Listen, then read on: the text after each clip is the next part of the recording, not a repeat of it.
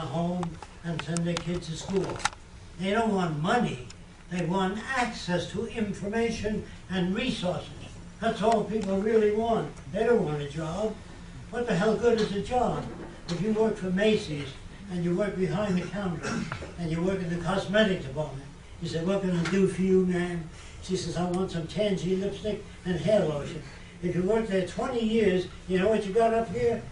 Lipstick and hair lotion. That's not using human mind. There are thousands of people in their stores today. They wait till somebody comes in to buy something. What a waste of human beings. Then you got millions of automobiles sitting outside of factories for 8 hours. As long as the person's working, the car is sitting there. That car doesn't need to rest. So in the future, there'll be cars, when you come out and use them, there's nothing sitting around. No freight cars and freight yards on tracks hoping the business will be good next month and we can use those cars. We don't even know how to use our resources. So the intelligent management of the Earth's resources is what we really need. Not Fresco's opinion, nor anybody else's opinion. What do you know about it? I don't know. Now here's how you run a world without anyone having an opinion, okay? We take samples of the soil from different parts of the world and bring them to the agricultural department. There they analyze the soil, and by the contents, they tell us that it's best to grow beets for 3 years, then rotate the crop. That's not an opinion, that's a finding. You understand the difference? No more opinions. We put things to test, check them out, and if we don't know how to test something, we do research on it to find out how. No more congressmen sitting around, what do you think, what do you think? That's the wrong way to go about it. All right, I'll open this section to questions. What kind of questions do you have? Oh, can I have a glass of water? That's your question. Thank you for bearing with me. I'm not your enemy. I'm trying to give you a better way of thinking. And if people don't talk about these things, they don't know what the Venus Project is. Some people think the Venus Project is a new round city. It's not that. It's a way of thinking about everything. People will not argue with each other in the future. I know that's hard to believe. Then you got another bullshit word I'd like you to learn about. That's the word love. That's a bullshit word. I want to tell you what love really means. I don't think there's anybody here that likes everything you've ever done in life. Is there anybody here that likes everything they've done in life? There's some things you don't even like. What a stupid thing I did last year. So sometimes you like yourself that much. Sometimes you less. Sometimes you don't like yourself at all. So you love yourself sometimes, sometimes you don't. When you fall in love with a person, there are only certain things you like about that person. You don't like everything about them. So you say, I don't know if I'm in love or not. Then you get into an argument. So how did I get into this? But what happened in love? When a person is married, they split up. The wife might say, I want the house, the car, and the children. But what happened to love? Where's that? It's gone. Out the window.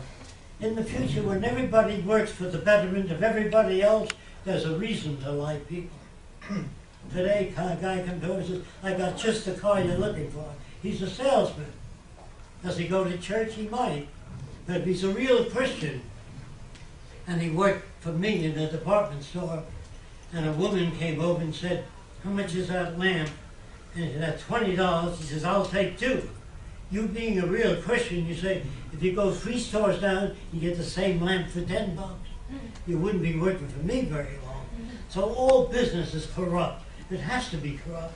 If you can turn out vacuum cleaners 10 times faster than me, if you share your ideas with my company, you lose a competitive edge.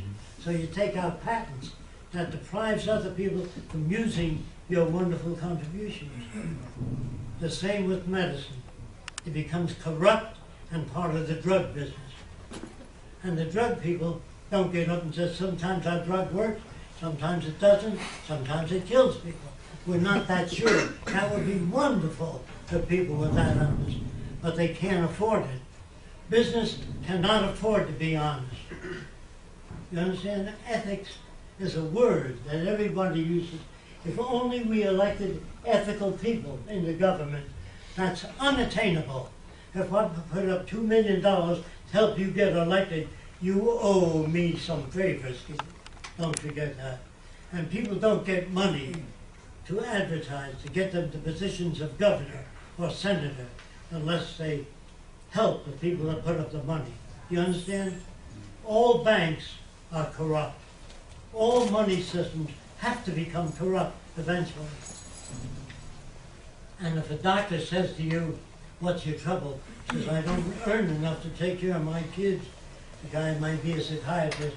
That's going to cost you $60 an hour. The poor guy came because he's hungry, has no money.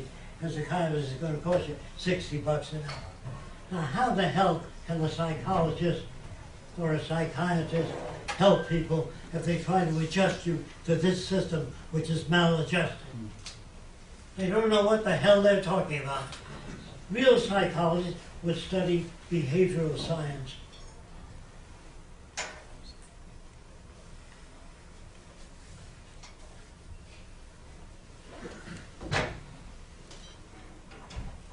Behavioral science is a study of the forces that shape behavior.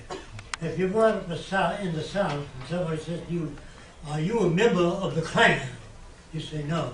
Well, you better hurry up and join because we won't buy things from your store. They use all kinds of persuasion methods to try to get them to fall in line.